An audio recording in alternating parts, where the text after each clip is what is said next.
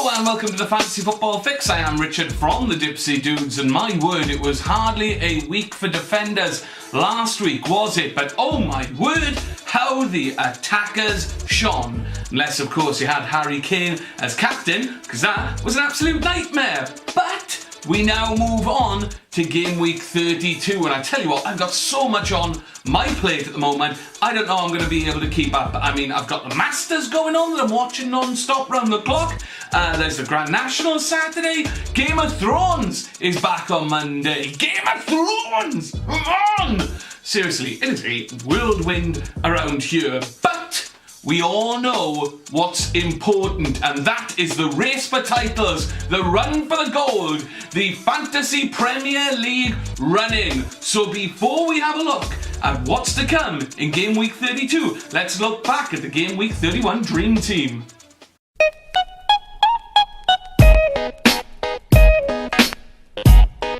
It's the classic 3-4-3 formation, and the double game week affected things in a big way, with Christian Benteke getting the big sexy points with 4 goals and 3 bonus points over 2 games, totaling a massive 23 points. I said Benteke over Austin. I said it last week. All those chumps that had to settle with Stone Cold. Oh, I'm sorry. All you got was a measly 21 points, with 2 goals, 2 assists and 4 bonus points over 2 games. Finally up top was Bobby Zamora, of all people, with a 13 points game week from a goal, assist and deuce bonus points over 2 games. The QPR influence kept going in the midfield, with Matt Phillips getting nearly a third of his points for the season so far in game week 31 alone, with a 20-point goal, 3 assist and deuce bonus points effort.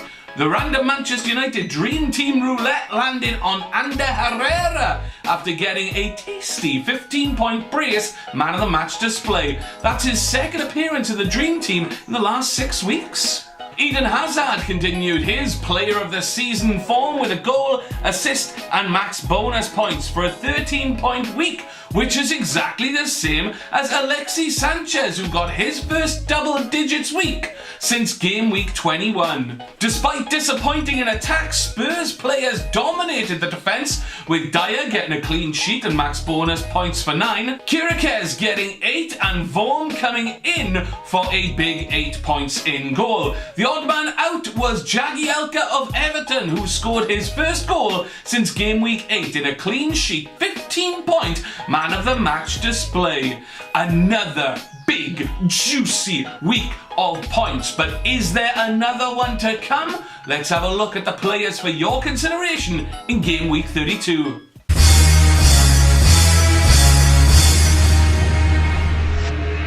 Arsenal are just so hot right now. Last week they made it 7 wins on the bounce, and their big players are scoring big points. They have the most informed striker in the game with Giroud, who's currently in form 10.3. They also have the most informed midfielder with Ramsey on 8.3. There are so many players to select from. Giroud, Ramsey, Ozil, Sanchez.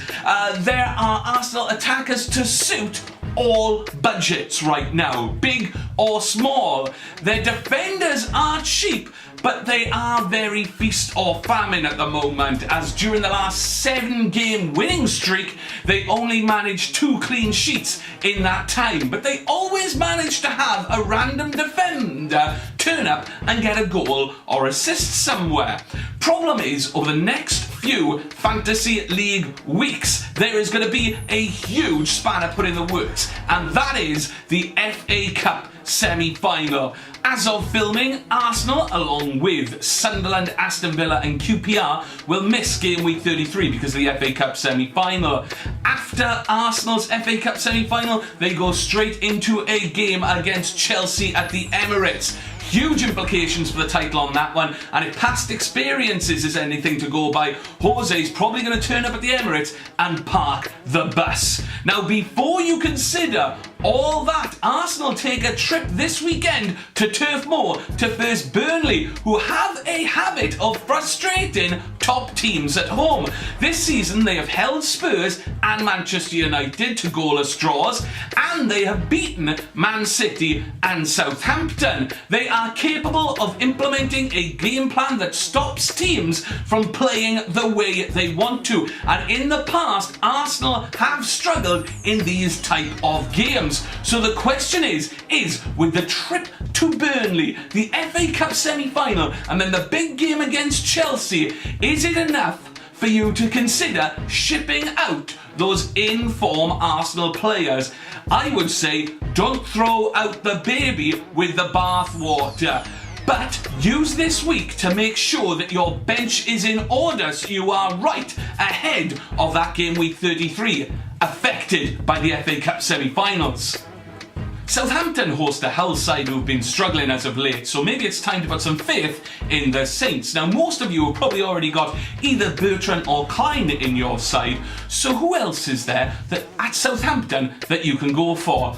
To be honest, there's not many of them who are in really great form. You've got Sean Long, who got his first goal since game week 11 the last time they played at home, whilst Tadic and Mane have really slowed down as of late. The reason that Klein and Bertrand are so popular is that not only do they stop goals, they get attacking points that lead to big bonus points. They're truly a lock. Simple as get them in if you haven't already. Now, Hull have only won once in their last 6 games, and the most consistent thing about them is red cards. 3 in those last 6 games. I would back Southampton for the win, for the clean sheet, but who's going to be scoring the goals?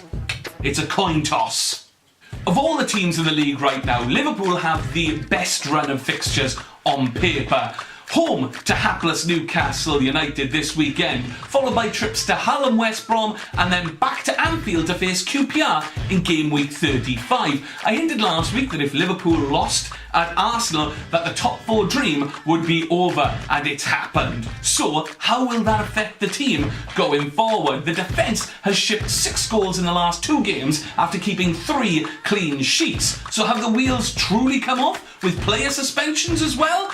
If you're dabbling in Liverpool, then Henderson is a good shout because he plays every game, he's getting more involved in the play than ever before, and he takes the Liverpool penalties, so he's always likely to crop up with a goal. That's seen him score actually 4 goals in his last 5 games, and he is still well under £7 million. A great price for a midfielder. I think a spot can be found for him in your midfield because as bad as Liverpool have been the last 2 games, they cannot possibly be worse than Newcastle. Look at Mignolet to keep a clean sheet too, on top of all that. If they don't, it'll be an absolute horror show at Anfield. If they don't get big points against this Newcastle side, there's gonna be ructions.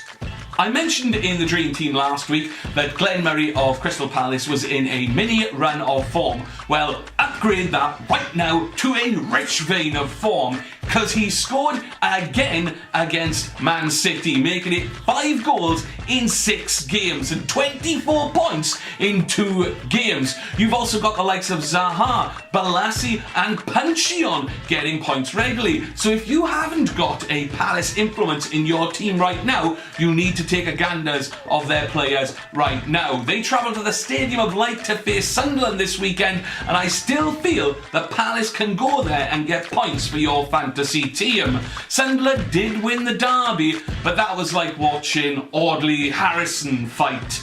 Well, Audley Harrison, yes, Defoe scored a blinder, but it isn't enough to convince me that it's a turning point.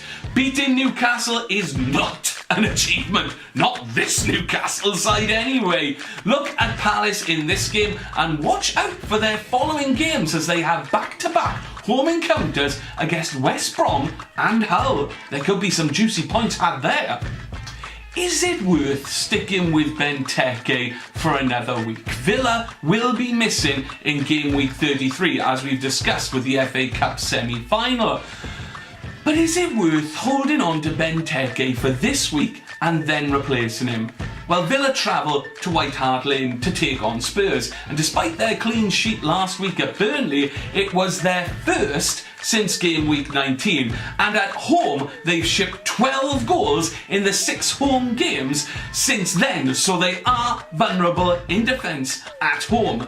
Villa have only been held in 1 of their last 5 games, with Benteke scoring 7 goals in 5 games. I think if Benteke fancies it, he'll continue with the goals going in, and fingers crossed maybe Captain Kane will be able to get back in the goals after a dickless Spurs attacking display at Turf Moor last week. The DipsyDudes Divisional Championship. Latchford again remains at the top, but his lead was slightly cut after some huge scoring from the top teams. The number 1 manager in the league benefited greatly from having Austin as captain, with 2 dream team midfielders and a Bellerin goal in defence. Looking around the league, a huge shout out to our 11th place team, Potty Morbid FC, who scored a massive 103 points. The only fantasy team I know with co-managers, it was all about the attackers for the Triple DC's resident Brian Clough and Peter Taylor inspired combo, with 67 points coming from Austin and Benteke, not forgetting that has a double digits display. Thing is though, they weren't even the top point scorers of the week. Hell, they weren't even second highest. That was Rossi's boys in 96th place, going 2 points better with 105, but not even that was enough to be the highest scoring team of the week. That honour goes to our 95th place team representing Albania, Lokomotiv Tirana, scoring a humongous 119 points thanks to again Austin, Benteke and the bonus of Matt Phillips. That's 87 points from 3 players. As David Coleman would say, extraordinary. Right, that's about it for this game week. Thank you very much for joining us. Remember, if you like what you see, click like, leave us a comment, or hit subscribe to ensure that you get the latest DipsyDudes episodes as soon as they are released. We have a social media presence on Facebook and Twitter. We have a discussion group at fiso.co.uk, and we have an email address if you'd like to get in touch about contributing to the show. Links to all those in the description. But until next time, thank you again for joining us, and good luck to all you managers for game week 32. Now, there's one subject you'll notice that I haven't talked about in that episode at all, and that is the Manchester Derby. Well, I've got one thing to say. Come on, United! Come on!